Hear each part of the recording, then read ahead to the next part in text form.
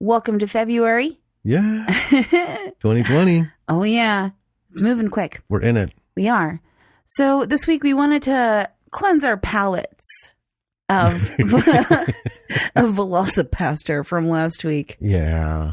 So we chose one that we knew we liked. Yes. We've seen it before, and it has a lot of really excellent lessons in it. It does. Lighting, acting, editing, it goes across the board. And and originality. And yeah, nails top to it. bottom. Mm-hmm. It's good. Yeah. Yeah. Before we get into this, though, at later on in our diatribe of things, I mention a movie that we're watching in bits and pieces.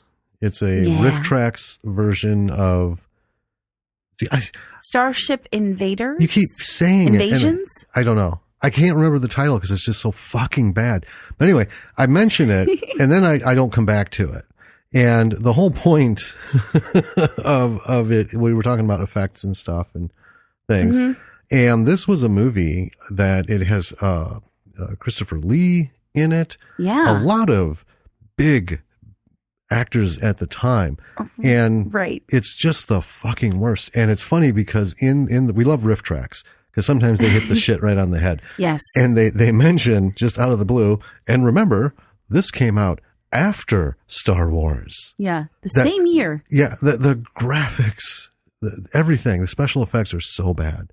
They're super bad. And the acting is super bad. And everything. They made a really lot of terrible choices. Yeah. And, we could do a whole episode on it, actually. But I don't want to. It's almost none of the people speak. It's all telepathy. And the sound is so fucking bad. The voiceovers for the telepathy that everybody is using. And then the guy who's talking, the Earthling, sounds like this. And then they're talking like this. It's nerve-wracking.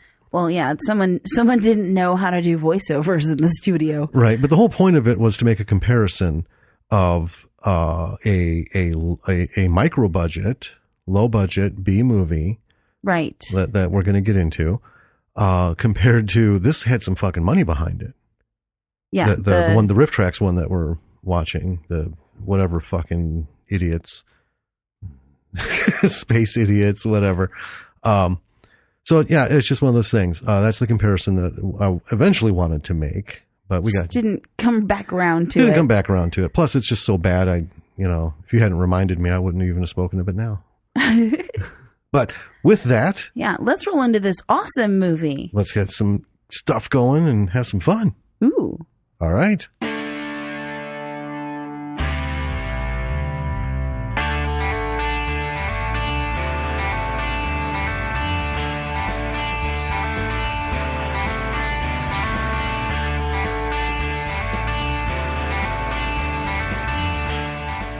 Welcome to Bravo for the B-side. I'm Danny. I'm Jim. And tonight we're bringing you a movie that after the past couple of ones we've done, I feel like have been a little rough. Velocipaster. Yeah. Was, and then we did the Ed Wood retrospective, which was just a box of... I know. And while we've been, broken up by interviews and stuff, I still feel like the past couple of full length movies and stuff we've done have been really rough. So we wanted to do something. Well, the shorts was good though. The shorts were good. They were all good. Yeah. Yeah. But I get what you mean. Yeah, I felt it too, which is kind of why we did this. Yeah. Because we knew this. Yeah. It's good. We popped this one on one night years ago and were pleasantly surprised by it. Yes. And so we kind of wanted to bring it back because it is a B movie. Yes. But it is excellent. And so why don't you tell us a little bit about it? All right. So for this week's episode, it's Orcs! ! Yeah, it's not Orcs. It's Orcs! Yeah. This is one of those examples where it's difficult to get good information. Yes. So let me talk about this for a second. So the release date commonly comes out as 2014. Yet I found it as a production date of 2011 on a couple sources. And oddly enough, there's a fucking review for it on the Movie Phone website. In 2011?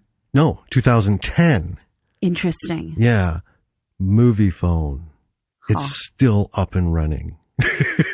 So, and here's where it even gets messier. So it's directed by Andrew Black. But his name in this film, he went under the pseudonym of James McPherson. Interesting. Right? And he's got some credits to his name that aren't bad. Anyway, so it was written by Anne Black, which is his wife, Jason Fowler, and Kynan Griffin. This is a Scottish unit. They're all from Scotland. There's no rating because it was never, MPAA released, but it would be rated R, clearly. Really? R? Maybe 14. There's, I don't know, that'd be loose. Anyway, I'll hold my rating. And here's where it gets curious. So the budget that I could find for this, as official as I could get, was $150,000. Roughly. Probably, yeah. But in some of the reviews from people, not critics, from people on IMDb, several of them mentioned what a waste of $3 million. Whoa. Now that's a huge number, and I'm gonna stick with the 150,000 budget. I think from what we saw and what we're going to talk about, that will seem more realistic to listeners. $3 million, that's 3 Bubba Hoteps. Yeah. Right? Yeah. Unless they flew the fucking Concorde like twice a day back and forth during production, right? There's no way in hell $3 million could have, unless somebody just like raked him over the coals for that shitty armor. But anyway, so the log line we have for this is: when marauding orcs invade a U.S. national park, our collective fates lie in the hands of Ranger Cal Robertson and his sidekick, volunteer cadet Hobie, or Hobart, who must stop the wave of destruction before the whole world is overrun. And that, my friends, is how they explain the movie. So, before we jump into this, though, I want to just say something, because this date thing, we were just talking about it. Yeah. So you know it's coming. Fucking Amazon Prime. Okay? Whoever sits at the fucking cubicle who stamps the fucking production dates on the shit when they put the liner notes up on the screen needs to be fired. This guy has, or this woman, whoever this person is, has no goddamn clue. So here's why I'm complaining. Because for the 4th fucking time in a week, right? We're laying in bed. When I go to bed, I have to watch something. That's how my brain settles. Because if I'm left just laying there, I'll be up all fucking night. My brain just keeps going. I need a distraction. I need something to just focus on and let it process on that, and then go to sleep after. So it's a perfect time to look for candidates for the show. Yes. Right? So here we go. I see, this is a sci-fi thing. 2019. Well, fuck. Cool. Yeah, I want to get in on this because it's not that old and we could, maybe get in touch with some folks. So I fire it up, right? Mm-hmm. And right away, I know there's a problem. Because the first thing I see is the haircut of one of the characters when he pops up. Mm. And it says 80s. Oh, yeah. Fluffy, feathery. Yeah. And then, who do I see? But Dr. Tyrell from Blade Runner. Tyrell Corporation genius. If this was indeed 2019, he would be 1,000,000 years old by now. This guy was not a spring chicken when he did Blade Runner in 82, right? So I see him and I'm thinking, okay, this is clearly incorrect. So what I had to do, of course, is wait till the end and the credits and scroll through to find the date. 1987. Yeah. Yeah. 2019, 1987. For fuck's sake. I know. Right. And I also paid attention. Okay. There was nothing in the beginning credits because I re-looked at the beginning credits or the end credits that said anything about redistribution by or all this and that. Because I know sometimes that triggers the date. Right. Right. We have Night of the Living Dead, 1968, 1974.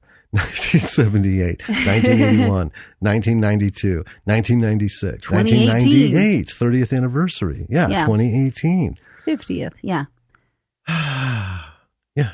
Yeah. You know. I just had to do the math in my head real quick. So anyway, I just needed to get that off my chest because the production, the release and everything, the fuck up on the dates here, just all this and that. And then there's a review before it came out and it was 2014. I'm not even sure about that. I can get that maybe it started production in 2011. Right. Because we know 3 years is not an unheard of not at all. amount of time to do an indie film. Right? Correct. So anyway, now that I have properly bitched about Netflix. Nope. Amazon Prime. God, Amazon Prime. Well, you know what? Fuck Netflix too. They don't have enough. And the reason I can't bitch about them is because they don't have enough shit on there to look at. It's all the same stuff. And when Netflix and Hulu have like the same library lineup for new releases, something's afoot. If you're on par with Hulu, you're losing. That's true. All right. Anyway. So let's get into a fun film. Yes. There is a lot to talk about. We're going to talk about some of it during, but at the end, this one, folks, watch it. And, you'll see there's a lot of good stuff here to learn from, not just watch and be entertained by. Yeah. Take us away. Orcs! Exclamation point. Orcs! Yeah. So we start out, there's a the Black Lake Mountains. There's a year, but I missed it. It's a while back. I think it was 1928.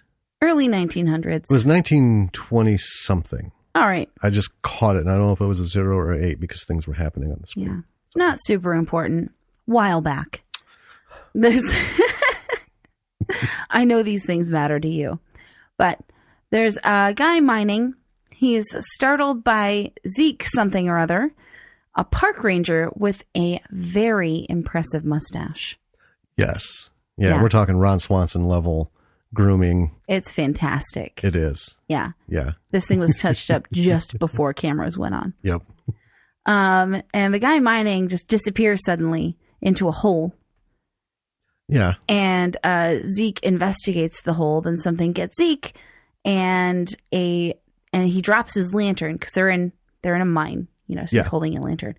And he drops the lantern and it ignites this randomly gigantic pile of dynamite that's just sitting there. Yeah.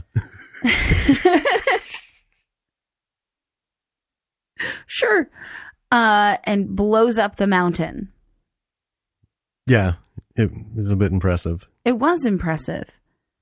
So that's how we start out Orcs. Yep. And then we're in the current day, and we bounce on in here to a ranger giving a tour at Balancing Rock National Park. And there's a stereotype. We got a typical asshole tourist harassing the ranger with stupid questions, which I didn't note it down, but it does make sense. It's Balancing Rock National Park, but the Balancing Rock was physically taken down. Yeah, because it was a danger. No. Or something. Because when it cast a shadow, it looked like a giant erect dick. Oh, right. That one. So they destroyed it, which was, a little comical in its reference. Anyway, so the guy's harassing him. The ranger's just like, he's actually pretty good spirited about it. Yes. He's like, no, just goes right past it. The tour concludes. And then, of course, the ranger starts to hit on one of the two young, pretty women in the group who hang behind. Right. For some reason. Well, maybe they were kind of into the ranger. And then we cut to the title sequence, and I found it funny. The music, the tempo, and a lot of the notes sounded a lot like the music from Lord of the Rings when they had the orcs, that bum, bum, bum, bum, bum, bum, bum, bum, Yeah. bum, bum, so, right away I was like, kudos. Intentional or not, it's worth a hat tip. Yeah. I thought it was nicely done. Yeah. There's a movie on Prime that actually has a description that says it's the Nosferatu movie. Oh, yeah. And it's like just different enough from Dracula to not legally infringe on any copyrights. So that's the actual That's the liner note, yeah, that comes up on the show description. See, I bet he sits next to the guy who does the dates. He's in the next cubicle. You know what? I love that liner note. But yeah, the music, it does sound a lot like it, but I feel it's just different enough to sit on its own. And then while the intro credits roll, the production value already on this is pretty good. Yeah. Yeah, from the opening shot, even, it was in a dark mine. Yeah. Crystal clear, no noise in the film. You could see every hair in that mustache. Yes, you could. Yeah. But yeah, everything is so far, sound, everything. Yeah. Which can go south quick. Right? It can, because sometimes, you get some scenes in they're doing a B movie. It can be a little unbalanced. Right. Throughout the whole film. But this one, it's really even. It's really consistent. Well, we've had two opposites. We've had a close quarters, right, which is either in an actual cave or, a set. Right. Right. Either way, it's close, confined space, and the sound was good. And dark. So it was well lit. It wasn't echoey. Everything was good. And then we're outside. Yeah. Right. And the lighting was under control. Sounded good. Wide shots. Every little bit, the ambient sounds were clear, and we're talking 5 minutes. Right. Just the first 5 minutes. I mean, already we were like, oh yeah. All right, cool. Yeah. It's a team of people who know what they're doing, obviously. Well, yeah. And like I said, he's done stuff, I didn't list any of it, and I'm not gonna, because I'm a little upset about is he Mr. Black? Is he Mr. McPherson? Who's it under? And then how much of this is true? And trying to reach out to find this human being. What a fucking nightmare that was. Yeah. So anyway. And the acting too, it's not written, but the acting too is pretty solid. Even just this first little bit. Yeah. I mean, in this movie, no one's going to be nominated for an Oscar for this movie, but they weren't bad at all. No, I mean, it was good. It was what we were talking about before in the one actress in Velocipaster was doing it. Yeah. I mean, no one else was, but she was. Yeah. Well, so far, they've all been doing it. Yeah. Even the asshole tourist. Yeah. Even douchey guy. Yeah. So next we have the Rangers is fishing, and he gets bothered by a radio call. So at the ranger station, we see Marge, who was on the radio and asked him to come in. And as he gets there, she introduces him to a new ranger, Hobart. A cadet ranger, not a full ranger. Right, a ranger in training. Yeah. Who has come to help out since their other ranger went AWOL. Mm-hmm. That's all that we got from that. It's like, oh, so there's a missing ranger. Yeah. And off. Marge doesn't like Cal. We don't know his name is Cal. Oh, right. She doesn't like original ranger guy. Well, to be fair, he might have been mentioned at this point. Yeah. We might have missed it up until the moment when he did catch it. I was thinking about that when we started watching. I'm like, did they? I was listening for it, but this time we were taking notes, just hanging. Yeah. So they get sent out on a call, and something has spread garbage all over a yard. And Hobart thinks it was a bear. And he's going on about black bears and grizzly bears and how black bears are garbage bears and grizzly bears are killer bears. Knows a lot about bears. He's in it. Yeah. Yeah. He's got it with his little notebook. Mm-hmm. He's like a teacher's pet ranger. Yeah. So the ranger says there hasn't been a bear in 10 years. The homeowner says it was teenagers camping nearby. He just knows it. So, of course, they go to the teenagers, the rangers do, and blame them, telling them to head off. And in doing so, they confiscate some pot, of course. Yes.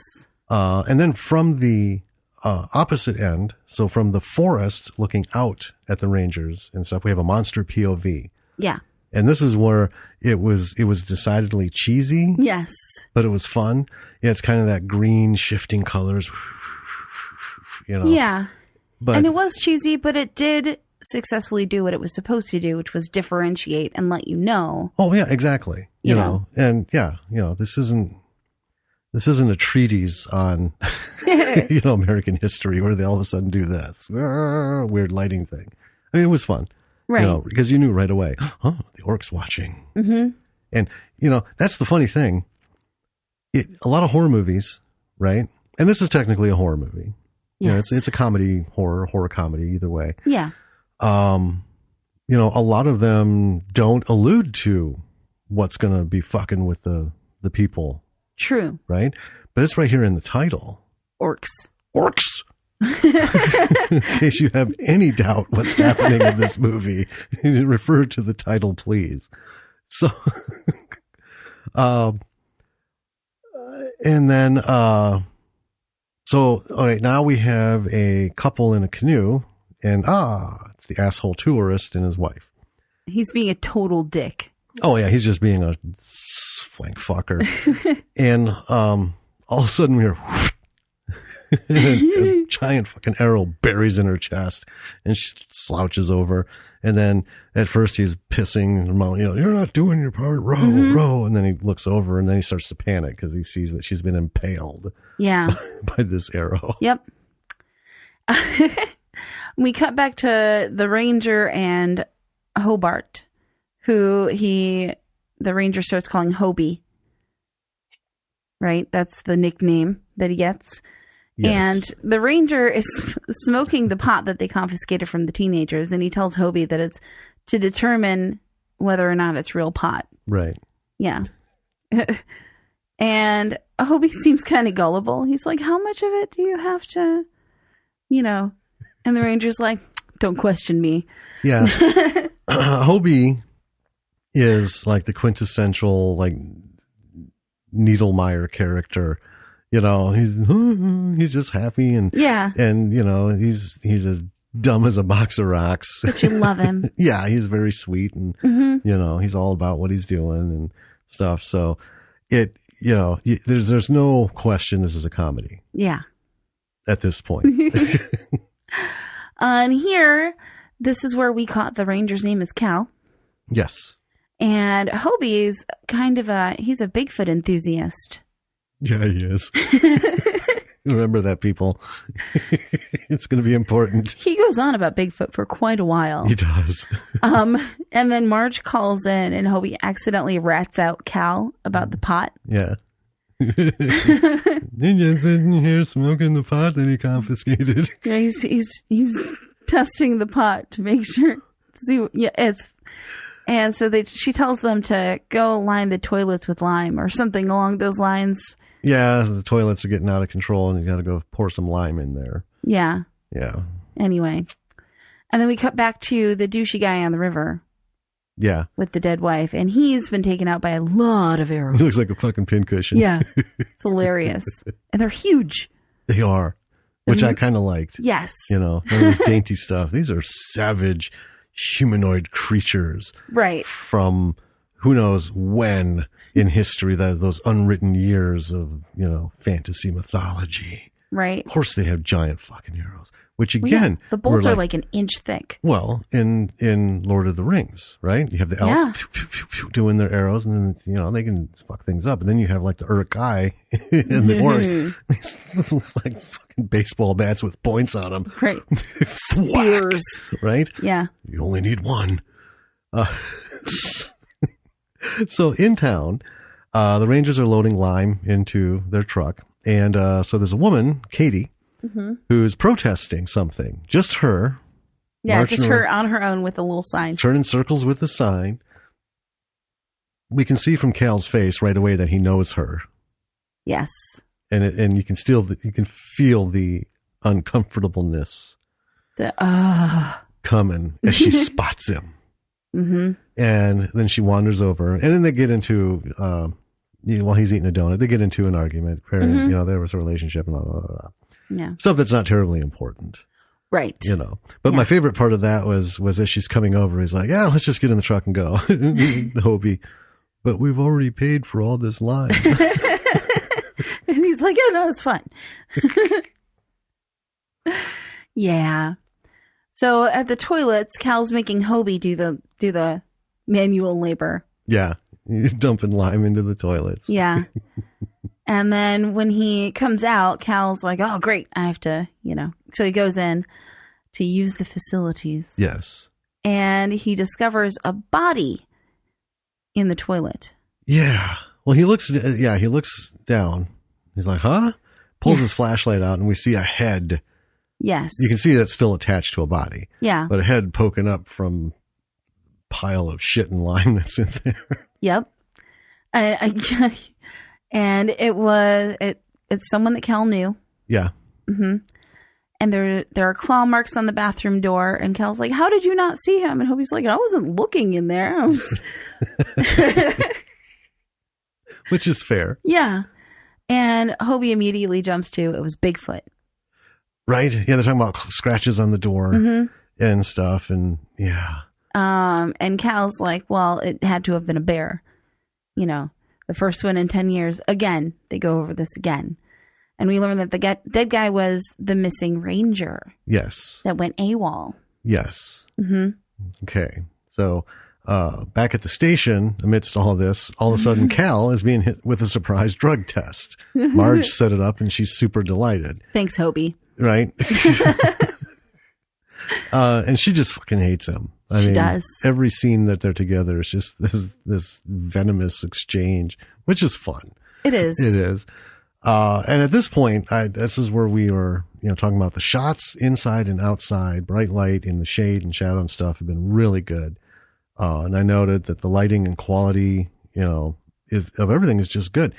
And so far, up to this point, there's only been a couple of shots where the light was really hot. So it's like when they're outside and the sunlight was shining off of their white trucks, but it didn't blur the rest of the frame. No. It didn't star, the star streaks. Right. It was just noticeably a little washed out in that spot, which is fine because without a ton of diffuser gear for outside shoots, that stuff's expensive. Yes. Not on a lot of indie filmmakers' equipment lists. You need camera, you need microphones, you need sound equipment, you need recorders, you need this stuff and that. All right. Things to diffuse light are way at the bottom of the list because you only have so much money. Right. You got to buy what counts. Yeah. Right? They're like, if we get an angel investor. Right. If we hit our stretch goal. But the other thing too is, there was a couple shots on the face where you could just see like on the cheekbone where it was super white, it was burnt out. But again, it didn't cheapen the whole thing. It didn't. And most people aren't going to fucking pay attention to that. Well, a filmmaker is going to be like, oh, a little hot there. Yeah. And compared to a lot of other B movies we've seen, I mean, those little things are really just like, nitpicky. Yeah. Right? Well, yeah. And I'm not calling them out on it. I'm Right. just saying that as far as if you wanted to look for, technical fuck ups, that is it barely makes the list. Yeah. And that's a goal to achieve, right? They did a fantastic fucking job. So visually, anyone who's going to be putting something together and is watching this movie, again, that's what you're going for. Yeah. Right? A little bit of hotness, that's all right. Yeah, we can live with that. Yeah. So anyway, back to it. After peeing in his cup, now they're out putting up signs. And it's funny, I looked at the sign and it's beware of bear signs. And it looks like a bear is pulling a guy over a picnic table ready to run a train on him. Yes. What a fucking graphic that is. I'm glad that you mentioned it because I loved those signs. I did too. And here's the funny thing. They're not far from some of what you'll see in national parks. Some of the older signs. It's like, I don't know what I'm supposed to be afraid of. Being sodomized by a bear? Or this thing is going to kill me or what? Listen, both of those things are terrifying. I am not for either. Okay. So, and of course, then we get another monster POV, the green. And then Hobart finds a large footprint. And then we get some wordplay on Bigfoot. I knew this was coming. Is it Bigfoots, big feets, big feet, and they're going back and forth and discussing the etymology of the word, which is fun. It is. I enjoyed it. And then, of course, Hobart wanders into the woods. Cal follows him with a rifle. Oh, so while they're going out to put these bear signs up, after he peed in the cup, he was bitching to Marge, we need weapons. She gives him a trank rifle. Gives him a fucking tranquilizer gun. And tells him that he'll get into the gun locker if he pries the key off her cold, dead body. Right. And that's one of the funny things throughout the whole thing is they're both GS9, public servants. We're both GS9. You're not my boss. Give me the fucking key. And she's just, he's just that kind of guy. He's right. He's not going to win. Or she calls it her park, and he's like, "It's not your park." You're not my boss. It's not your park. So anyway, he follows with a rifle, finds Hobart, and then there's some etymology discussion again. And then they find this weird totem.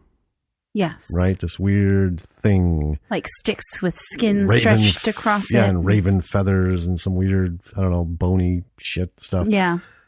So then we have a monster POV, and you get the as they kick it over. Yeah. Well, Cal kicks it over. Yeah. Like, enough of this weird shit.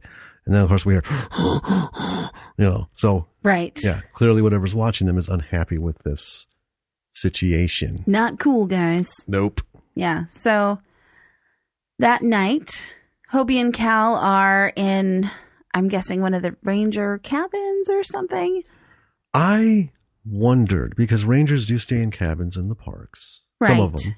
But this really looked like they were sort of like in the back room of the ranger station. And it looks like Cal lives there. Yeah. It doesn't look like an apartment. Yeah. Right? It doesn't look like a living quarters. It looks like, it's a fucking couch and he's on the floor. Yeah. Because he gives Hobie the couch, and it's just a lot of random shit in there. It's weird.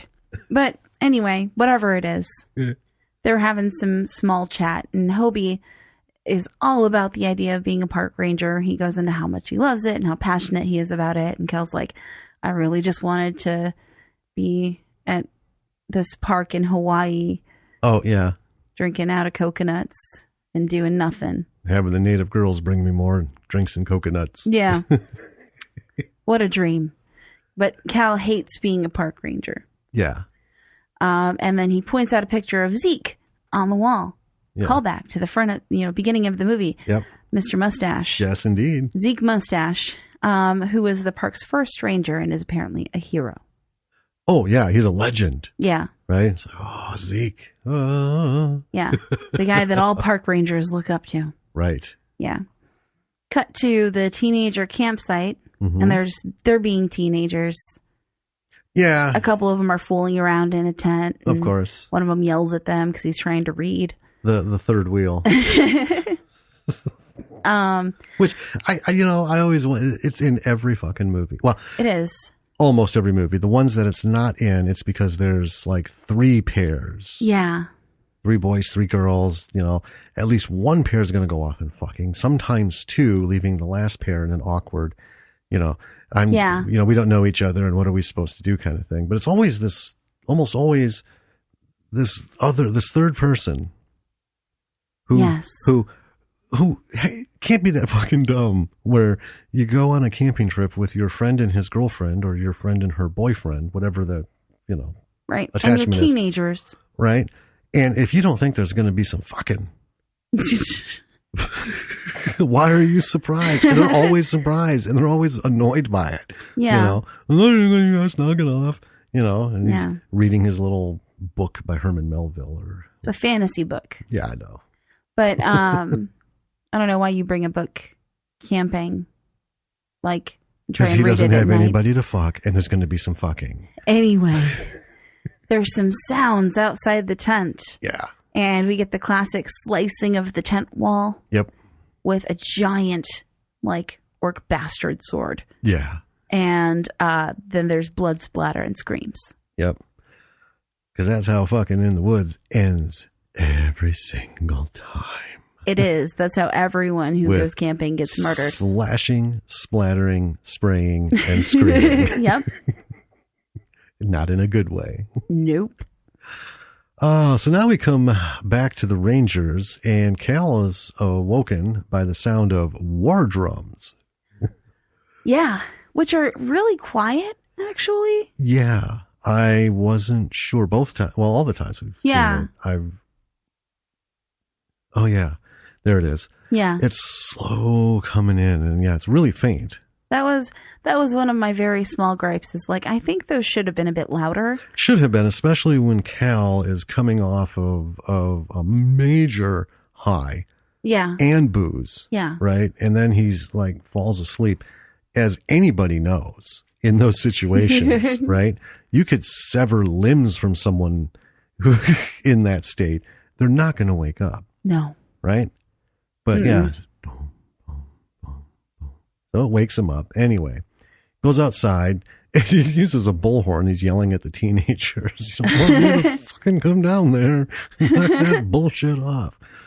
And then it stops. Yep. And he's like, yeah. And then boom, boom, boom, boom. But then we see who Cal is. Cal had no intention of going down there. Because he ultimately just gives up, goes back in. And for some reason, he falls when he's hanging up his hat in the bullhorn on a hat rack. And he hits the floor hard. Really hard. So he wakes up in the morning on the floor and he's broken the picture of Zeke. Yeah. It's hit the ground and it's cracked. He looks at it and it's like there's an epiphany moment and we get to that that kind of like, that 80s. Oh. Right. Ding. Got an idea. So we cut to later. He's all dressed up and he's looking good. He's waking up Hobart. Yeah. And he says he has 24 hours before the drug test comes back, so he wants to show them he's the best damn ranger ever. Hell yeah. Right?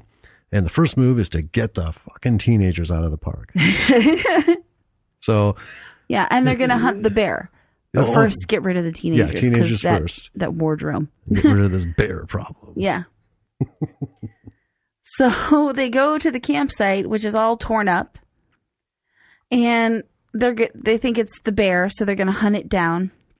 And they think initially that the teenagers must have gotten away because there aren't any bodies. And right. Well, no, they did find a blood smear on a rock. Yeah. But, it didn't equate to murder.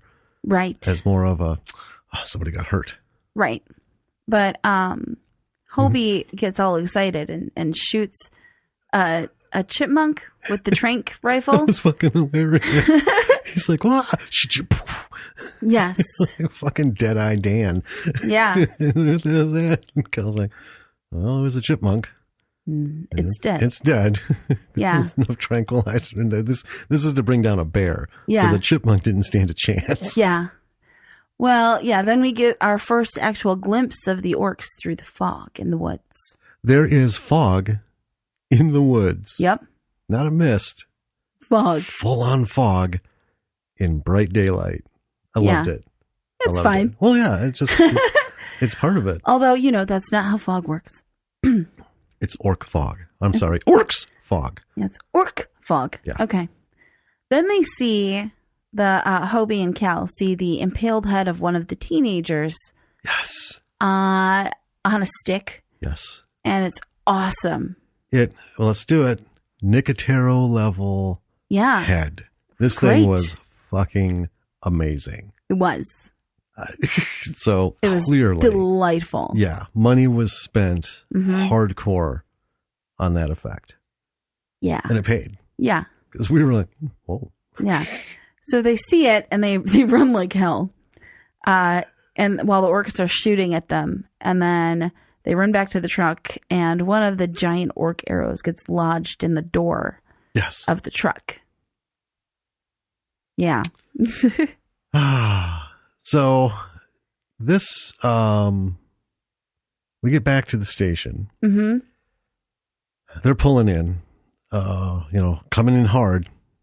Yes. Coming in heavy. So Cal is giving Hobart orders. He tosses him a gun. This is funny because Hobart misses it. It hits the ground and it goes off. You hear it. And nobody cares. Nope. Right?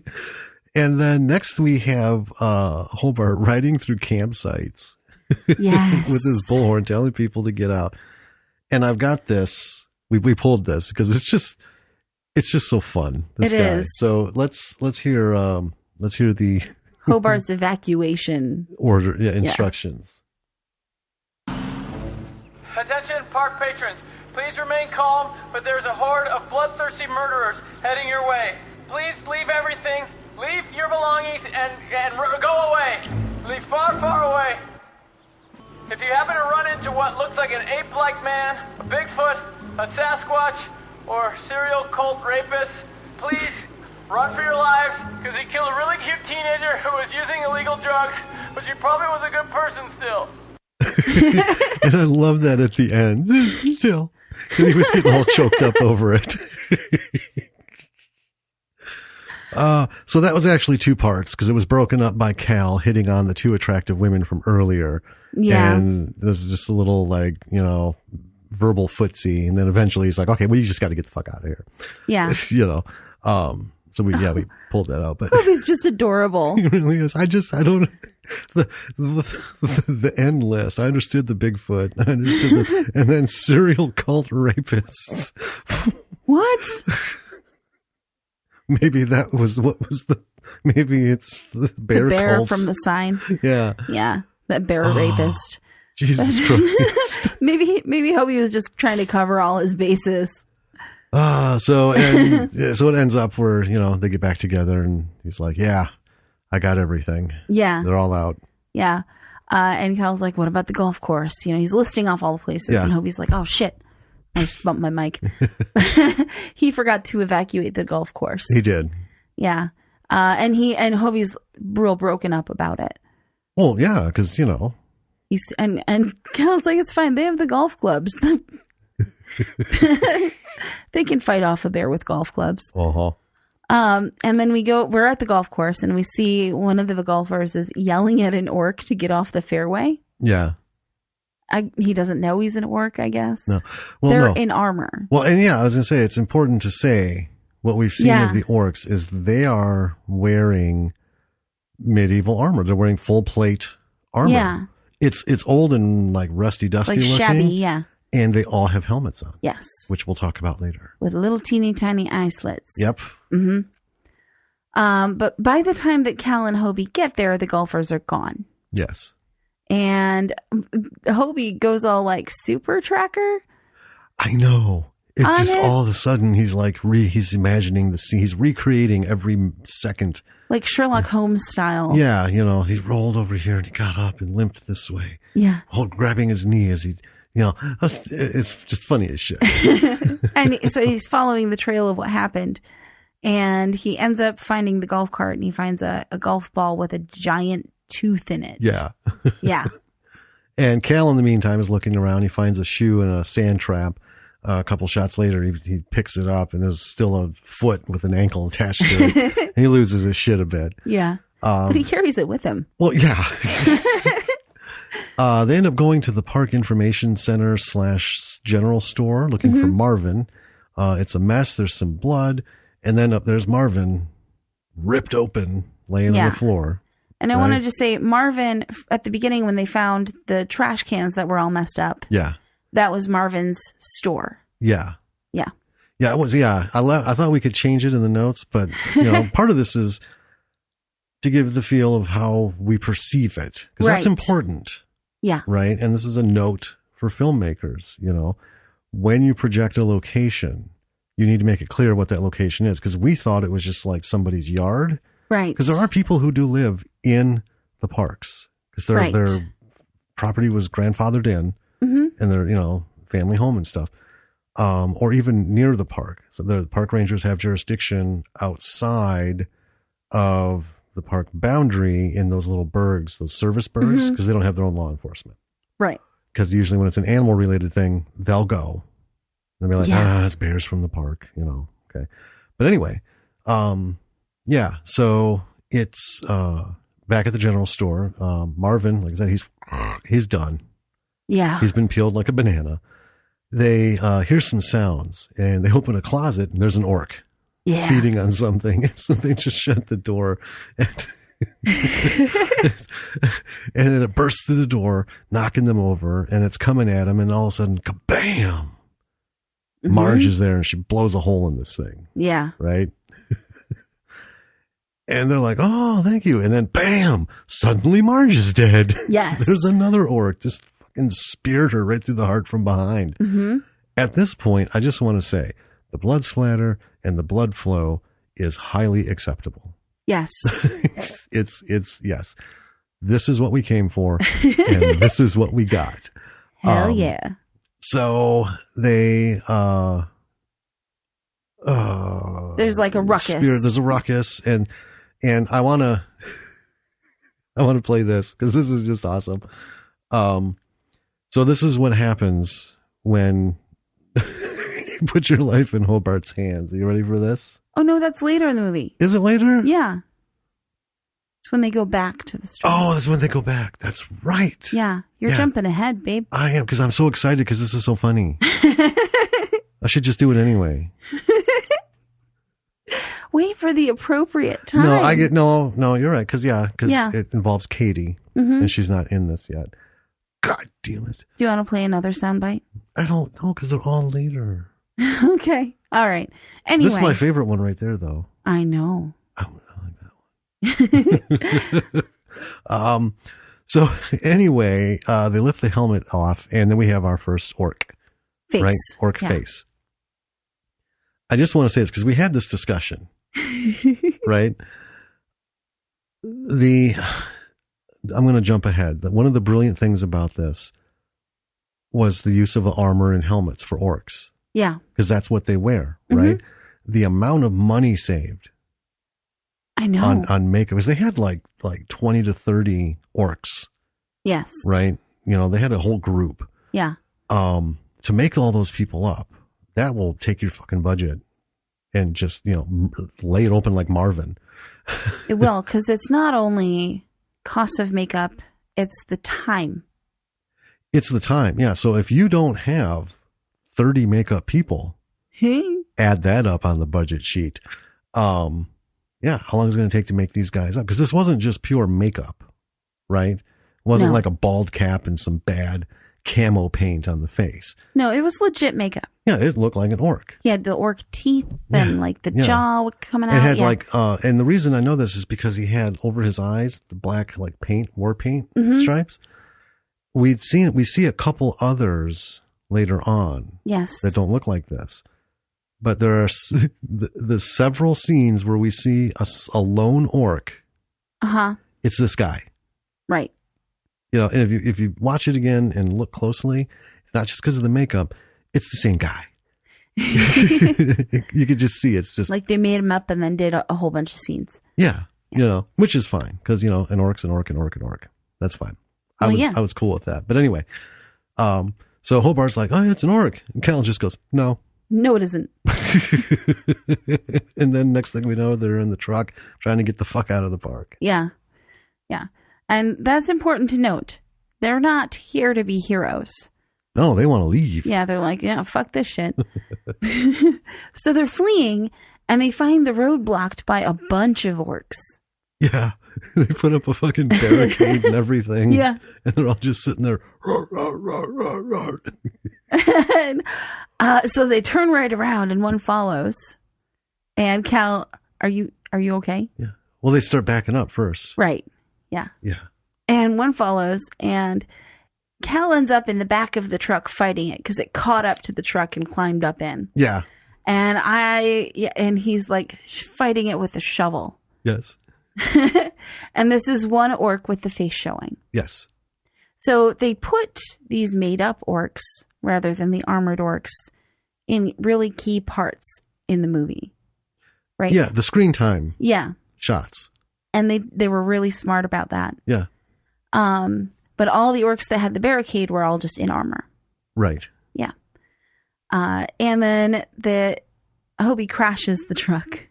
Of course he does. Because he's real worried about Cal in the backseat, so he's not paying attention. And so they have to continue running on foot, but Hobie's hurt. His ankle's hurt. And then they're saved by Katie, because as they're running, an orc comes up to them. Yep. And they're saved by Katie, who fired a fucking dynamite arrow. I know. An arrow from a longbow with a stick of dynamite attached to it.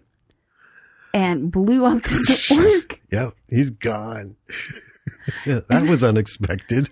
And I have to say, I instantly got a little bit of respect for Katie, because despite her like conspiracy activism, right? That's pretty badass. That is. Yeah. That was impressive as shit. So they debate for a while about where to go, and they eventually decide on the ranger station. But first, they need the key to the weapons locker, which, if you remember, was on Marge, who died in the convenience store that they just fled from. Yeah. So they get back there, and Hobie and Cal go in, and it takes Cal a really long time to get the key because he's super grossed out about getting it. Yeah, he looks like he's feeling around in a shit-filled toilet. The look on his face reminded me of Train Spotting. When Ewan McGregor is shoulder deep in that overflowing crapper, looking for the drugs that he dropped. So, I'm just going to go ahead and run that one because that was also my favorite watching that. Which one is it? There it is. Oh, that's it. That's it. I can't do this. Maybe it's in her bra. That's where my stepmom keeps her cell phone.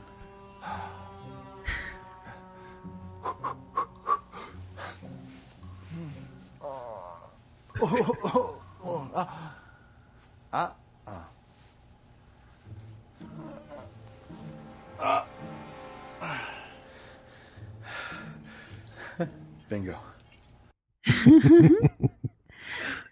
The facial expressions were appropriate. Yes.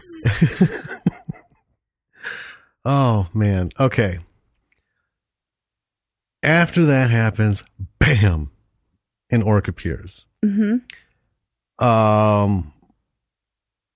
There's a whole thing that goes on, and this is where we're going to play the sound clip after this. Hobart spears it at the end, and a torrent of blood and goo flush out onto Cal, which, again, this is what we came for. Directly onto his face. Yep, and this is what we got. Yeah. It was awesome. Well, that's not good. Oh, man! Do something! Okay, I'll go get Katie! No, you do something!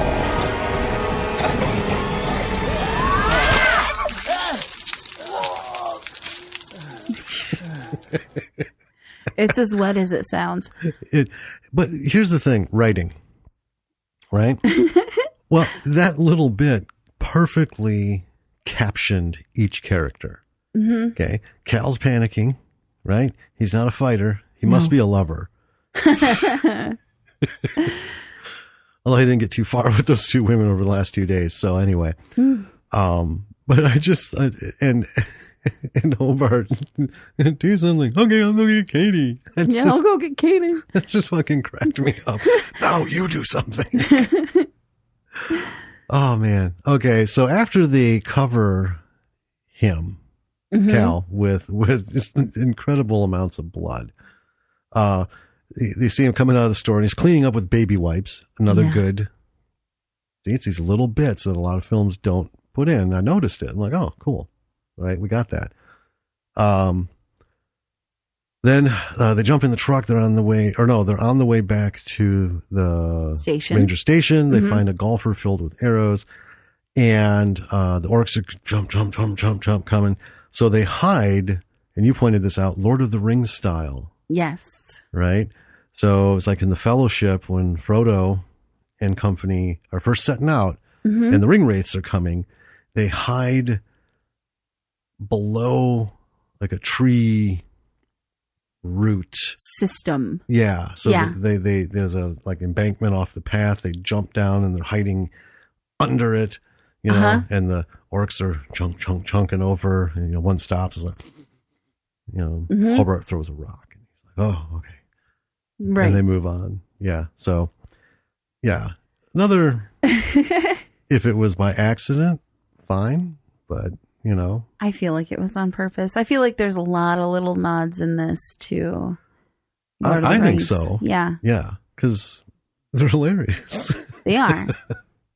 So they finally make it back to the station, and Cal immediately tries to radio for help. But they find out via the television, which someone turned on, right, that the orc problem is not just confined to the park. Right. It is spread to the town. Yeah. And the nearby area, which is troubling. And then Hobie freaks out because he discovers that he lost his notebook, his ranger notebook. Yeah. That he's been meticulously taking notes in this whole time. Yes, about the orcs. Yeah. Yeah. It has everything I learned about the orcs in it. And also, they have to go back to get the key from the store because that was with his notebook. Yeah, he lost the notebook and the key because the key was in the notebook. Yeah. And Cal's like, I'm fucking done. And he decides that fleeing is the right thing to do. Yeah. Yeah. But Hobie can't flee. And Katie isn't going to leave him. Right. Well, because Hobie hurt his ankle. Yeah. Right. So Cal's like, I don't care. And he just goes. Yeah. Well, he's going to go get help. Yeah. Well, Katie knows that he's not, he's not intending to come back, but she tells Hobie. Yeah. That he's going to get help. Yeah. Because he's like a single-digit IQ Opie Taylor. Okay. Yeah. Well, so in the station a little while later, they hear a noise. Oh, wait. Before that, we see Cal running, and he ends up finding Hobie's notebook in the woods. Oh, that's right. And it has adorable stick figure drawings in it. Yes. With work information and a little stick figure drawing of him and Cal looking very heroic. Yeah, like arms up, kind of superhero. They're park rangers. Yeah. And it gives Cal pause. Yeah. We get that. Oh, look. And then we come back to the station. Yeah. So it's a little bit later and they hear a noise. And they find Dan, who was the drug test guy, right? Apparently, he tried to make it out of the park. That didn't work. So he came back to hide. And, another one of my little favorite It's your quotes favorite here. one? Yeah.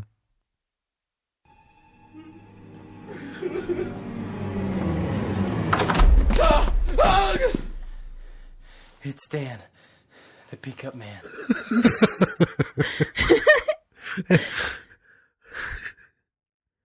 I enjoy it so much. Yes.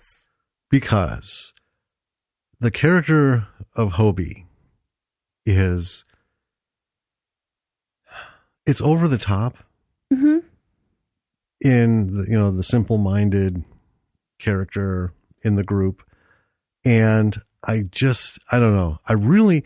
It was nice to see it done so boldly in this. Yeah. Do we need to pad all your stuff? Actually, that was my coffee cup. I know. Well, we can't put bubble wrap on it because it'll be... I know. Anyway. I like how they just rolled with it, and it just works. Yeah. It's consistent and it's timely and it's not overdone. It's little bits like that just tickle the shit out of me. Because this is the thing. This is a fun movie up to this point. It is. It is. You're watching and you're like, oh, this is fun. Like timing. Comedic timing is really good. It's really good. Yeah. Really good. The writers did well and the actors did well carrying it out. Because this can be a huge disconnect between, it can. You can read something that's like, man, that's fucking funny. And you put it in somebody's hands who has no comedic timing. And you're like, oh, man, he sure did just put two in the head and left it in the alley. That one is done. Well, a tip, if timing is really, really important to your comedy in your film, get improv actors. Yes. Because that's literally what they do. Yeah. If you can't find somebody who has a comedic element, the ability to do comedy in their acting, yeah, look for improv, because that's the only way they can succeed. They have to have the timing and to know how to deliver what they're going to deliver. Yes. In the moment. Yeah. Right? So, little tip. Give them a look. For sure. I think it's an overlooked resource, honestly. It really is. Like for Alice, yeah. Greg. Oh, man. Greg is a gem. Fucking hilarious. Love that guy. There's a scene, just to cut away quick, there's a scene where it's less than 90 seconds of cutting to him and then between him and Mary and him and back and forth. But he's like supposed to be babbling about something and she's not really listening. And it's not important what he's saying because it's the audio cuts in and out. Well, and it's faded. Yeah. And it's echoey. Yeah. But Greg, for fuck's sake, he went on like this 15-minute fucking diatribe of just endless shit. And everybody is just trying not to fucking roar. I know. And get picked up by the microphone because he just, it was impressive. It was. He didn't like pause and, he just kept talking, took his breath, talking, took his breath, talking, took his breath, talking. And it just went all over the fucking place. I was miking that day. You were. And I think eventually Jack, who was 80, I think, camera ops. Yeah. Also. And he eventually looked at Asa, who was directing, and he was like, you got to get him to stop at some point. You've been making him talk for 10 solid minutes, man. Well, yeah, because we were, and admittedly, we were all just like, oh my God, this is hilarious. And it just, it was a magical moment. We'd have sat there all day. Yeah. Because Greg gave no indication he was going to stop, But what made it work is he does improv. And it's wild. It is. It really is. All right, let's get back to this bad boy. Yeah. So after Dan, the Peacup Man, I'm going to name some things of that in our video games. Cal comes back. Stick figure drawing got to him. Yeah. He's got the key. He's got the book so they can get into the weapons closet. And Hobart finds out that the orcs have been around for several thousand years. Apparently, they don't like light. This is where I put in my notes. I get it. But they were just running around in the daylight with no problem. Yeah. So, all right. Again, this isn't a... Right. It's fine. All right. I'll swing to this. So they get some searchlights and mount them all over the roof of the station. And Katie's making more dynamite arrows. Yes. I thought it was pretty kick-ass. She's just got a bag of dynamite. Well, they did that. Yeah, they did that quick montage where they're like, Marge's fucking gun closet's got everything except, fucking anti-personnel rockets. Right. Yeah. And then to see, so they have this macho putting clips in and taping them together so they can pull them out, flip them over, stick them back in, field prepping, all this shit. And then we have little Katie sitting in the corner putting high explosives on arrows like it's just nothing. Yeah. Awesome. It is. So the montage ends and they're all bunkered up and waiting in the ranger station.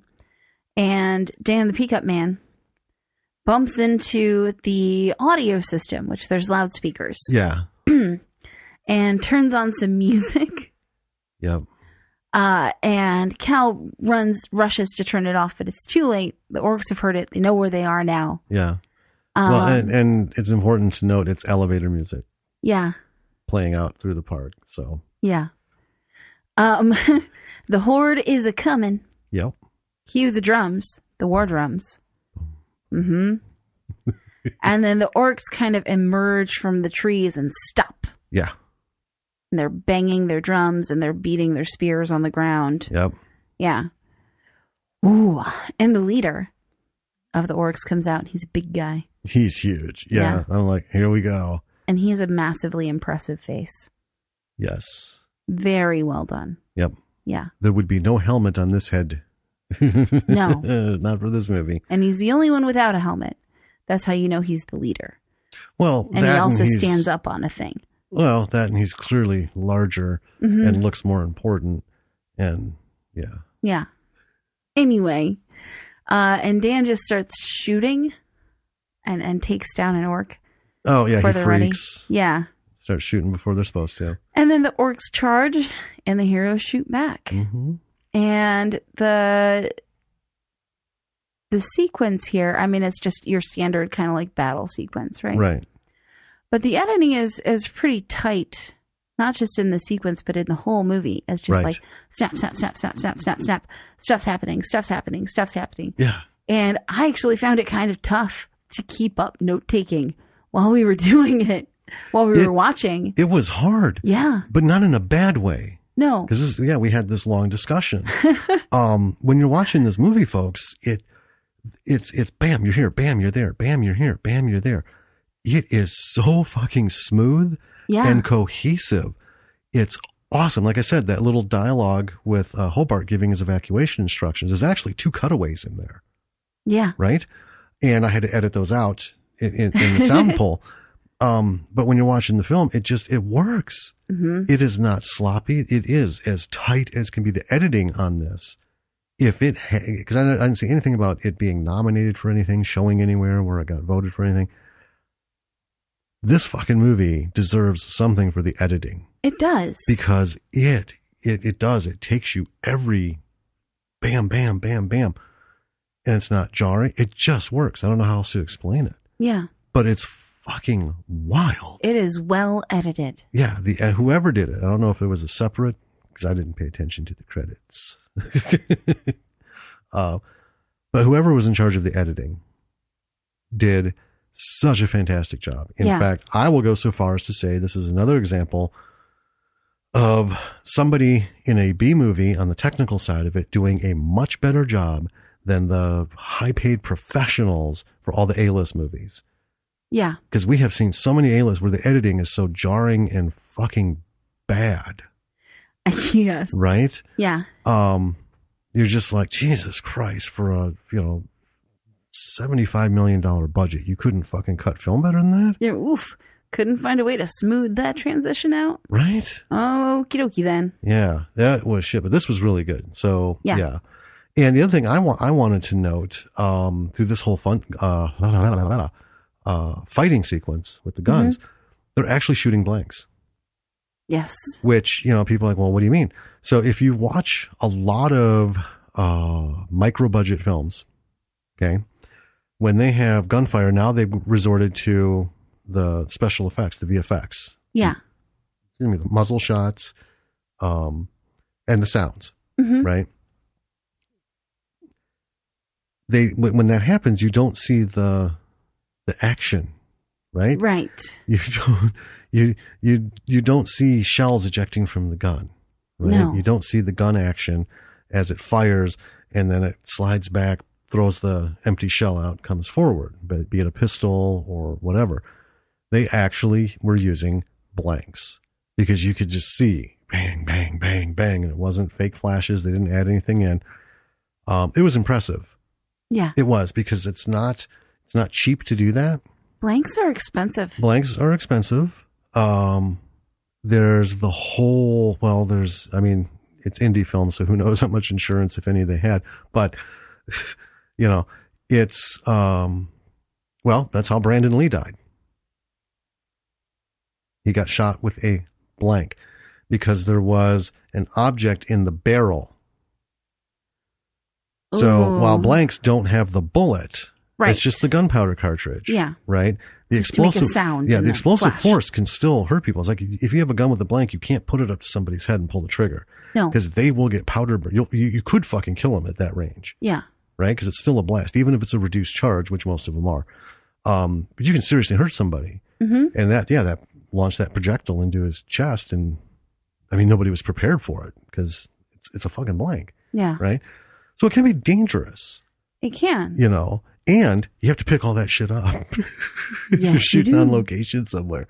I do want to go back and note. So when they were running from the orcs the first time from the barricade and they were in reverse, Hobart does take his gun outside and shoots, but there's no action.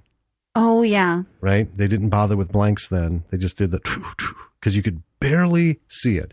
It's just like a little bit on the screen, right? Just a little bit. You can, you shouldn't even pay attention to it, but it's what I do.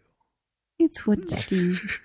Anyway, so other than that, I was thinking, man, this is really good. This isn't Foley and muzzle flashes. They're right. Really went out on this one. So anyway, back to it. The big fight. Yes. Cal hits the searchlights. Orcs are repelled by the bright lights. And then dynamite arrows are fucking flying like bodily functions. And it's awesome. One thing about this, though, the explosions, they're not magnificent. Right? No. And here's the thing. You can see the blast plates on the ground. A blast plate is basically, it looks like a little saucer, about a quarter of the size of a saucer sled.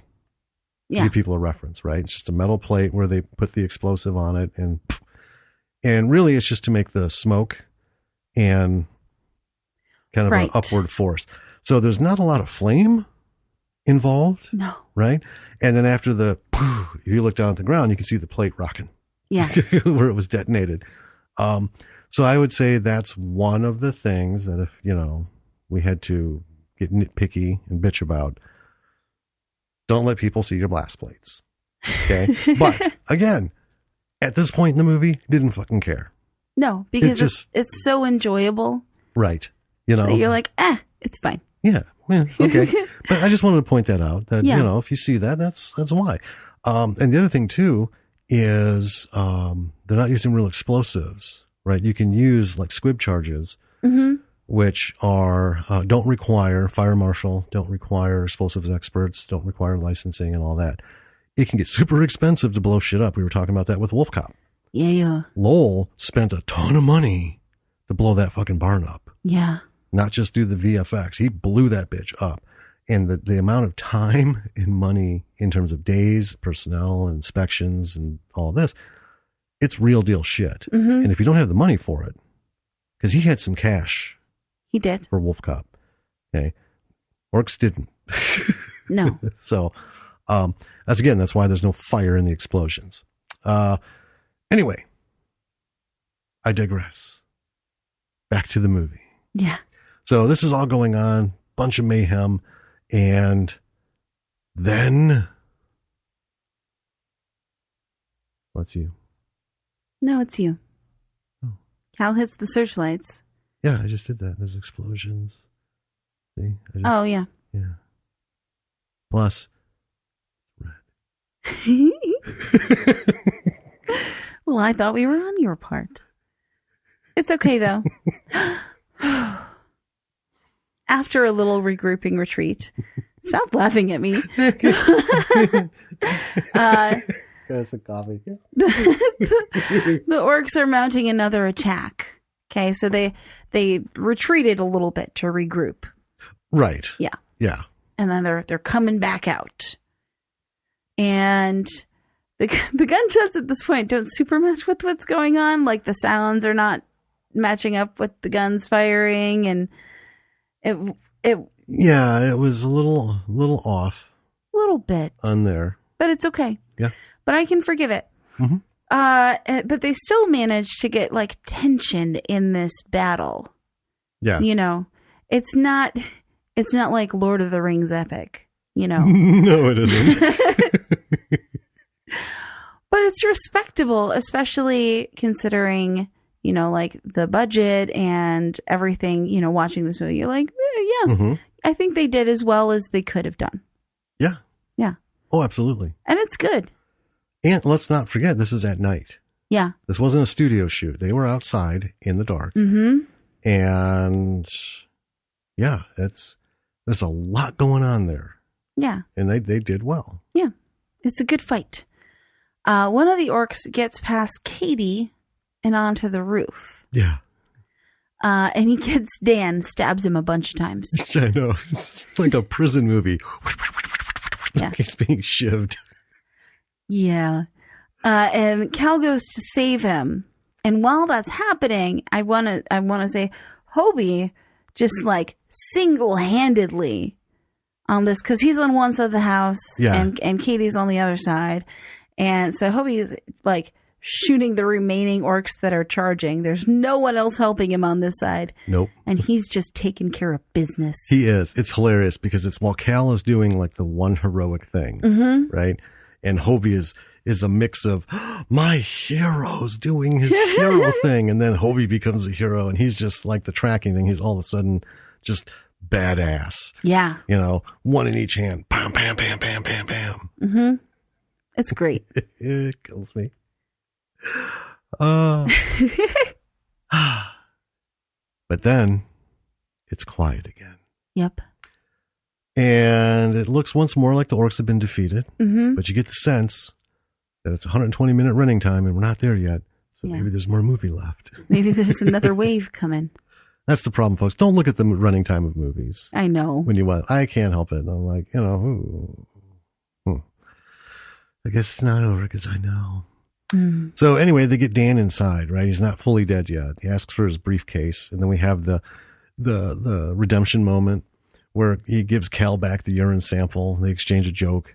Then Dan dies. Then they barricade the doors, and then they hear the war drums again. Hobart tries to get their hands together to start a chant, Rangers for balancing rock. Cal just shakes his head, goes, no.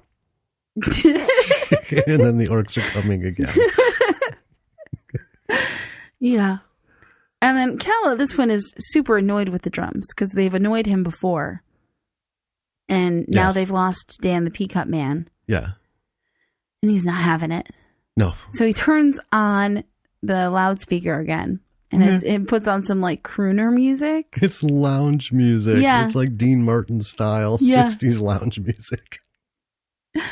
So the next wave of orc comes and the battle is to this lounge music and it's great. Yep, that's the score for this whole next segment. It's genuinely really good. It works. It is. It's funny. Yeah. It tickled the shit out of me.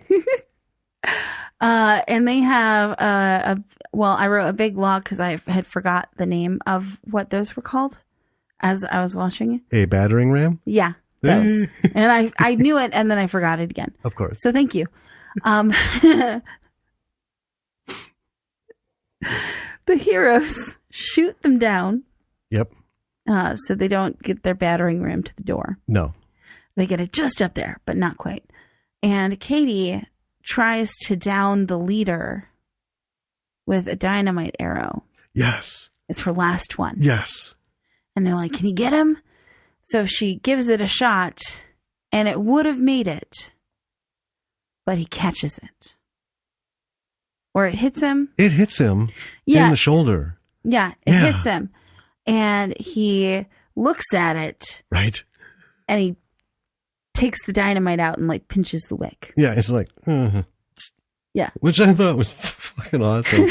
Because, I'm like, oh, Katie's going to get it. It's a really long wick, though. It really is. Yeah. But then, she shoots, and I thought, oh, how's this going to fuck up? And then it hits, and I'm like, oh, go, Katie. Yeah. And then, like, are you shitting me? Yeah.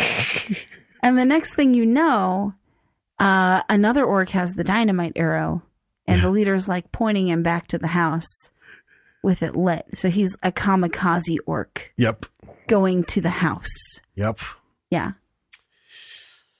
Yeah.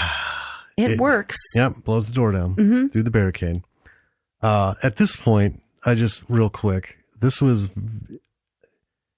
they did such a much better job fighting the orcs than anybody in Lord of the Rings or The Hobbit ever did. Fair.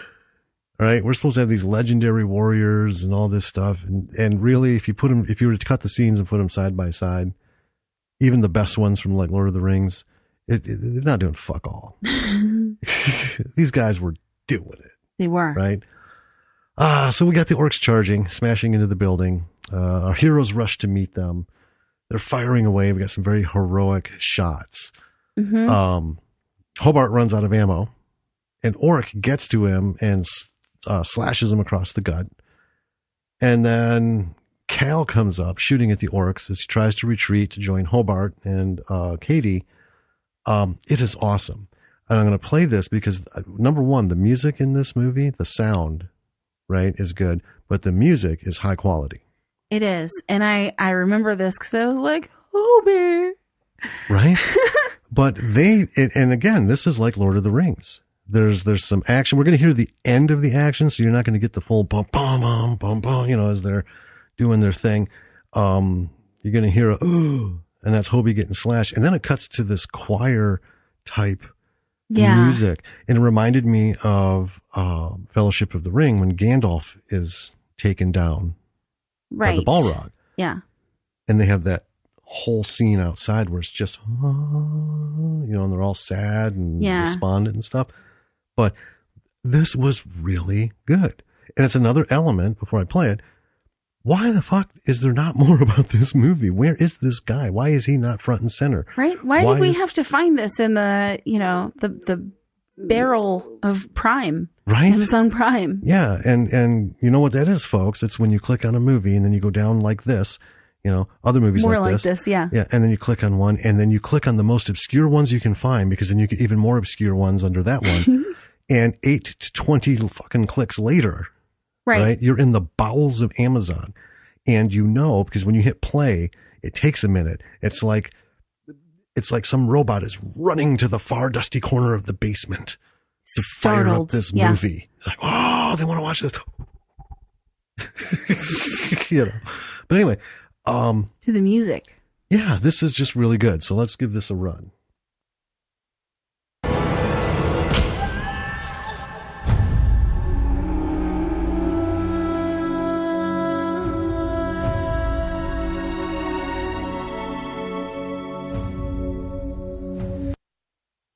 And it's beautiful. It is, and that I could go on and on and on, but no one listens to a podcast to listen to 2 minutes of choral music.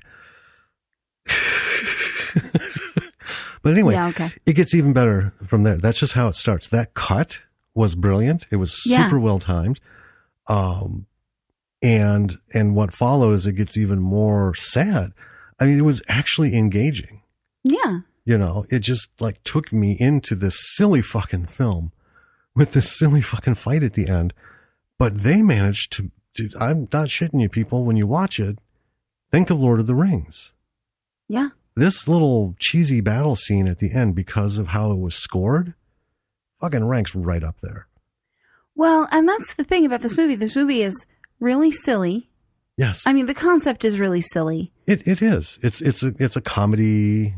Horror, like a horror buddy comedy horror. Yeah. And it's, it's goofy and that going in, but you watch it and this movie is really, really engaging. It's it's comedy. Some of it's stupid comedy, but not all of it is stupid. Some of it's actually pretty legit. Well, yeah, it's the one-liners, the delivery. Well, you and I don't have any patience for stupid comedy. Well, it depends what it is. That's true. Okay. Like National Lampoon's Animal House. Okay. For the time, very obvious comedy, right? Mm-hmm. Some of it makes me laugh, not all of it. And I haven't seen that in many years. And I have really no inclination to. Because I've seen it enough, I know it. Yeah. It's not going to tickle me. There's things,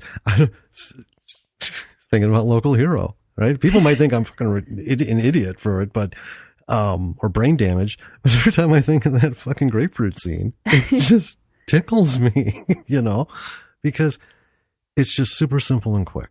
Mm-hmm. Right. And they don't overreach on this. There's no gross humor other than, there's a head or a body in a toilet. Yeah. Right. They don't get into the very obvious pre-adolescent sex humor. Right. Right. It's well written. It's silly. I mean, yes.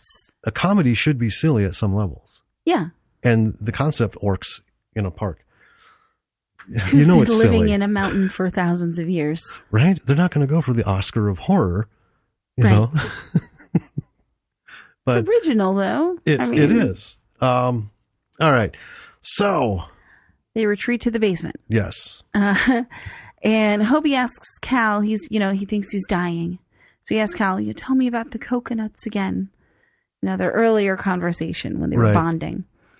And then the orcs break through the basement door, the leader 2, and the heroes crawl underneath the station.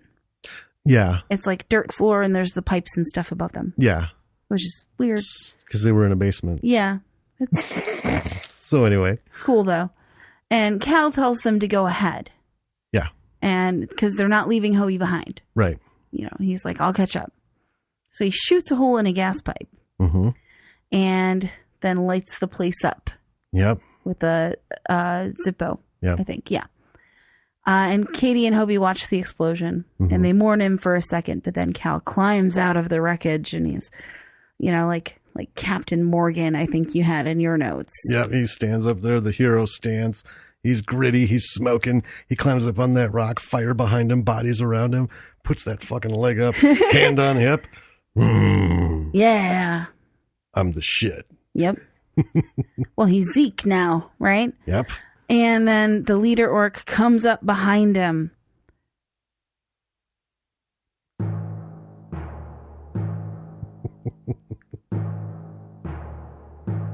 Yeah. And it's on. Yeah.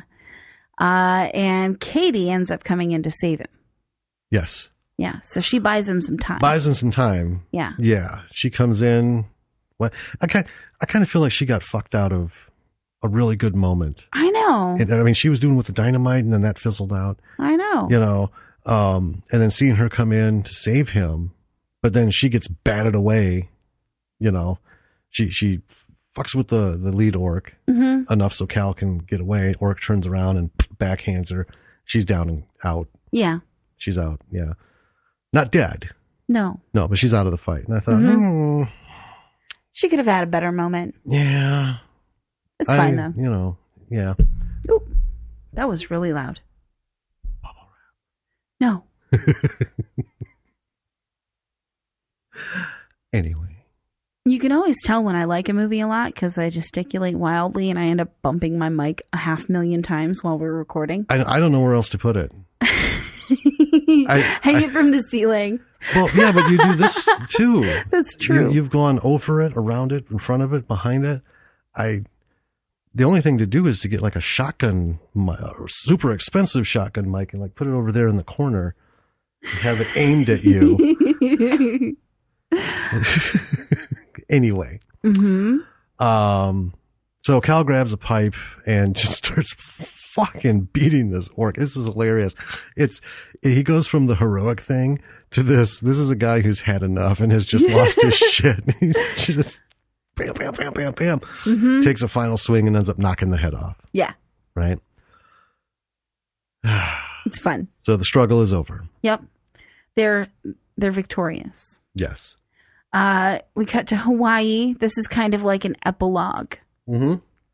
It's Cal's dream park that he talked about earlier in the movie. And he's giving a tour. And one of the tourists is like, "Oh, are you the famous ranger who killed the orcs?" Yeah. And Cal doesn't answer. Right? Kudos, Cal. Well, that's consistent with the character. Right? He's not in all this for that. He's just a guy who's living. Yeah. Right? So, yeah, instead of answering the question, he turns it over to Hobie, who's a full-on ranger now. Yep. He's not a volunteer cadet anymore. Nope, he's not an apprentice ranger. Right. Or ranger in training, as he called himself. So Hobie walks away with the tourist, and Katie comes up to Cal with some coconut drinks. Yeah, in a bikini. Yeah, in a bikini. Oh, Katie. You could have been more Katie. Right? It's fine, though. This movie's fun enough that it makes up for it. Yeah. Anyway, distantly, in a hole in the Hawaii mountain, Yeah. we hear the drums. Yep. And we get an orc face. Yep. Comes out of the dark. Bam.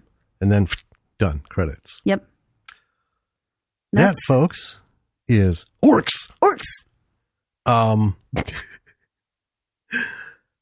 It's so much fun. It is so good. We've talked about so much already. We really have. I don't know that we need to like go deeper into any of it. Not so much, just more kind of like a summary, I guess. Yeah. You know, the one thing I do want to get back to is the music, right? This goes to what I've said in a few episodes. on, you can have an excellent film. But if your choice of music is shit, you will fucking destroy it. That's true. So let's go back to Star Wars. Okay. Aside from that, everyone was like, oh, this is like nothing we've ever seen. What made that movie work? And I'll swing back to this in a sec, because we're watching the Riff Tracks version of I don't even know the name. It's so fucking Starship stupid. Starship Invaders or something. Star Invaders. Anyway. Starfuckers. I don't know. It's awful. Anyway, that has relevance. So what made Star Wars so successful, it was the first sci-fi film in a long time that had an actual orchestra. Mm-hmm. Not a synthesizer, not someone playing their fucking folk music on their 3-string guitar. Or a Casio. Right? Yeah. And that's what it, I mean, let's face it, Star Wars, the original people, the story is so stupidly simple. It's genius. Well, right? yeah, it's your classic hero on a journey. You have a white hat, black hat, Luke and Han, right? Who get thrown together to rescue the princess. So now we're fairy tale and Western. Right. Right. And it really is. It's just like a Western set in space. And then we have, the old wizened guy and then the big bad guy and, the moment of redemption and yada, yada, blah, blah, blah. It's not deep. It's not, you would never fucking find that in a script writing class. It's cookie cutter story concept. It is. It's that, you know what it is? It's not even as complicated as we have that periodic element. Oh yeah. The periodic table of storytelling. Yeah. Which I find more humorous than useful, but it's like taking a dart and going, poof, poof, poof. Those are my 3 units, and that's it. Yeah. Not thinking up anything. Just, oh, okay, so I need to get him from here to here. Okay, well, this happens. And then we need to do this. Okay, well, that happens. It's not deep. It's not simple, and the story is not original. Right. Right, in terms of a plot concept. But it fucking connected with people because music in a movie is what draws people in. Well, and yeah, there were a lot of other things about Star Wars that were well done, but the music principally made you take it seriously. Yeah, the special effects and everything. Like I said, it was, we've never seen this before. But that music, if it had been, all there's the Cantina music. But that wasn't done on a synthesizer. That's true. John Williams scored that. Mm-hmm. Right? And it paid off. And our daughter loves the fucking Cantina music. Oh, man. Anyway, the music in this, first of all, was top quality recording. Mm-hmm. Right? But the scored parts were awesome. And, I can only imagine some money went to it. Either they pulled it from somewhere or had someone do it. I don't know. I didn't look into it because it's irrelevant. It was money well spent. Mm-hmm. And if you are making a film and you know anybody who's in music, right? Yeah. Ask them to help you out. Mm-hmm. And it's that kind of thing. If you're friends, you do things for friends. That's just that simple. Well, right? And people you don't abuse them. Right. People in this community help each other out. Maybe you have a friend who's, who's in music, who can help you out with scoring your film. Right. While you can help them out in some other way with some talent that you have, right? Or someone that you know. Well, I'm finding a lot of people, just through Twitter, because, I'm spending more time on that than I need to be. But just reading who they are and where they're from and Instagram and stuff, there's a lot of people out there scoring films for dirt cheap, right? Dirt cheap, because that's how we all start out. But it's a situation like if we had something, we know Alma. If she wasn't busy and we gave her a call and said, you know what, we could use a really, like the choir piece there. We could use just a vocal with some, even over just like a pre-recorded track of, and then to have her voice over that, right? Yeah. 2 things. 1, helps us out. 2, helps her out. mean, that's the thing. When you do something for somebody, if you have a talent and you're helping someone out, it's helping you out because you're getting out there, right? You get a credit for the film. Right. People are going to hear it, hear your work, even if it's that little, piece. But it's a give and take, give and take, give and take. Mm-hmm. And you should always be willing to help people out. And everyone should be not so willing to fuck folks over. you know, I mean, there's always that risk. Yeah. And when you can, compensate people for their work. Absolutely. Compensate or do it in trade. Yeah. I mean, so if we had someone come to us and give us some music, Mm-hmm. right? I would use every connection we have to get them out, get their work, not, Oh, yeah. other than what they did for us, out there, Absolutely. to do more. I mean, and that's just kind of the thing. So scoring your short, your film, whatever, is super important. You've got to make the right choices. Like I said, Sleepless in Seattle. Love Tom Hanks. Music in that wasn't great. It makes it painful to watch. Yeah. And Nora Ephron, that's what she liked, that's, Mm-hmm. but you do have to keep in mind who you're making your film for. Anyway, that was the one thing I wanted to score on or touch on was the scoring. Mm-hmm. That is really well done in those moments where they had it. The music choices were relevant, not, I don't think unappealing to anyone, really. Even if you hated like lounge music, right? It worked because the music doesn't pull you out. It blends right in and, you're just like, Yes. Yeah. One thing I wanted to, and we've touched on it a couple of times, but something that I find is increasingly rare in movies that we find in this realm is like evenness of film tone. Yes. Throughout the whole thing. Yes. And this film did really well with that. And they had inside, outside, dark, light, all different times of day. Oh, yeah. All different situations. But it never felt jarring from scene to scene because the color matching and the lighting all were very even throughout the whole movie. It was extremely even. Yeah. Yes. And that helped with the pacing Mm-hmm. as well. We talked about the editing. Yes. There's a lot of editing in here. Yeah. Some indie films are very straightforward. Like a whole scene will be an angle, Mm-hmm. maybe two, and it'll go on for a long time because that's just, we can't shoot different angles. We can't do all this. We don't have the money. We've got one camera. And everyone gets that. Everyone Right. who is in indie or watches indie gets it, Mm-hmm. right? There are things you have to do to be creative and inventive with your storytelling if you don't have the money for 50 shots of each scene.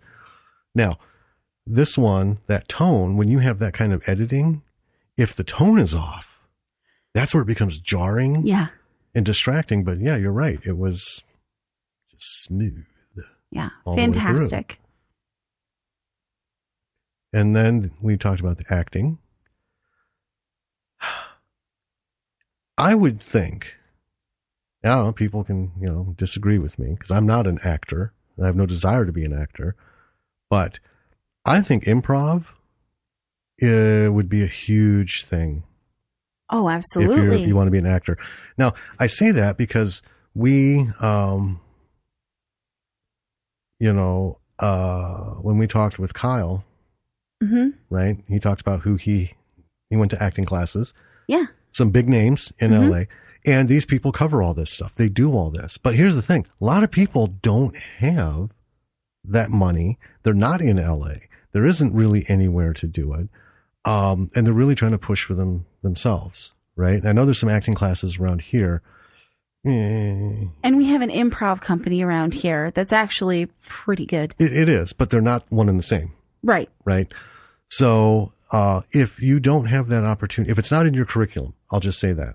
If you're going to a class or doing a thing, make improv part of it because improv's not always comedy. No, it isn't. Right. But it helps with your timing, and timing is everything. If you have impeccable timing, you can pull off comedy. That's true. That's the whole thing with comedy is timing. Mm-hmm. even if it's not great content, because we've watched how many stand-ups, and I mean, I've seen comedians come and go over the years. Not all of them are great, but they make me laugh. Yeah. Because it's that moment. Yeah. You know? Bam, bam, bam. Do that. Mm-hmm. Yeah. I think we covered everything on this one. Awesome. Are there any other lessons? I think we covered everything. I highly, highly, highly recommend watching this movie. You can watch it on Amazon Prime Video. You can probably watch it on a number of different other mediums. Just like search for it. Right. It's out there. Yeah. You know where it is in one instance. If you can find it for rent, and that's the only place you can get it, rent it. You know, let's get back to that. Support indie B movies. Mm-hmm. You know, they get very little. So, you know, give them what you can. All right. And obligatory links. Yeah. If you want to hear, you know, if you're just coming to us, a lot of episodes to catch up on, www.lordsofmisruleproductions.com. Mm-hmm. Everything is there. Everything is there. All the podcast platform links, plus the podcasts are on our podcast page. Plus links to our social media. Links to our Patreon. Yep. Twitter and Instagram and Facebook. We are Bravo for the B-side. And then, Patreon. Patreon.com/Bravo for the B-side, all one word. Yep. You have to type that in.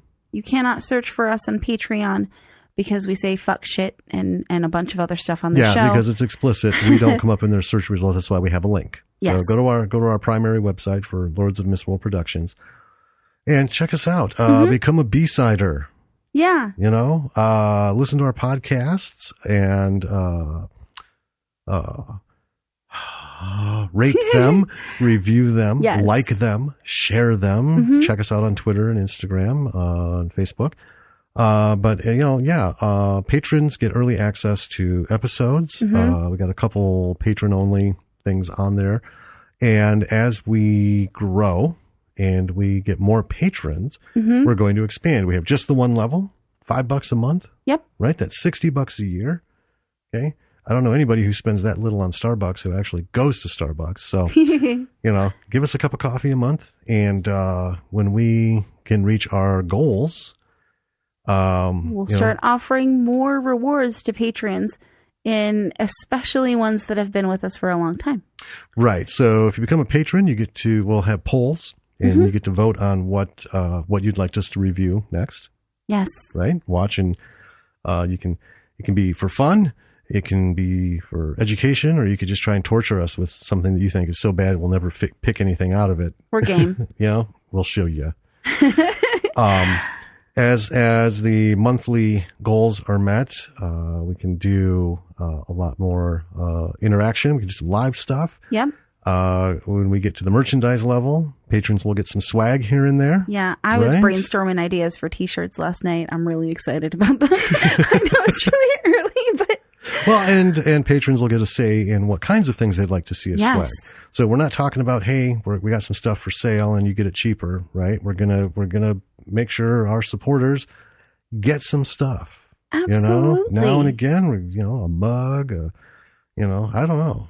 You can put logos on anything. I'm not doing condoms though. I saw that. Oh, somewhere. Gross. Yeah, condoms with logos on them. No, I draw the line there. Unless you're doing a sex podcast. Ew. Anyway, so the links are all there. Check us out.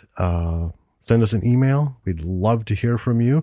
If you are a director, a writer, a producer, an actor, and you are working in indie or have worked in indie, if there's something you want us to see, contact us. We'll take a look at it. We'll talk about it. Someone just reached out today. Ooh. And I got to email them because it was through Twitter messaging. Okay. He's been in some short films, would like to talk to us and want to be on the show talking about his experiences. Fabulous. I'm so excited. Yeah. Send us what you've done. If we can find it, great. If not, help us out. Yeah. Can't talk about a movie if we can't watch it. That's what this is all about. It's the B side of life, So not only are we going to talk about stuff, but we'd love to hear from you and let you inspire people. We want so badly to give love and attention to all these B-side darlings. Yep. And there's just so many, we won't live long enough to do it. But we're going to do it every week. Yep. Until we can't do it every week. I can't sit in this chair anymore. And lastly, before we go, I want to remind everybody, it's all about finding your tribe. Stage32.com. Stage32.com. It's free. Been a while since we gave them a shout out. It is. Well, we did mention it in the interview with Kyle. And, but here's the thing. Get out there, sign up. It's free. Yeah. It's Facebook meets LinkedIn for creatives. Yeah. They have webinars. They have contests with cash prizes and opportunities. Yep. You can pitch your script and ideas to production executives and creative executives. You can connect with people. You can post jobs. All that other before the connect with people stuff, that you got to pay for. Well, they have weekly blogs and stuff. They have some really good shit in them. They do. They could make you pay for. They have some really good people coming in to talk about. They got some really a huge pool of Hollywood executives working with them. But the free part is you can connect with almost 750,000 people across the world who are in this, doing what you're doing. Ever growing population. And I actually one time was reading a forum and someone was like, I don't know how this is going to help me if everyone on here is, looking for connections like me who, I haven't done anything. I'm trying to get something done, blah, blah, blah, blah, blah. No, some of the people who are on here have been at this shit for 30, 40 years. Yeah. Right. And they're watching and they're looking and they're listening and they do reach out to people. They do respond to people. And plus, even if that wasn't there, so the fuck what? I would rather talk to 50 other writers who are still... Who've never sold a script. Right. Or still trying to get that, I want to be on the carpet.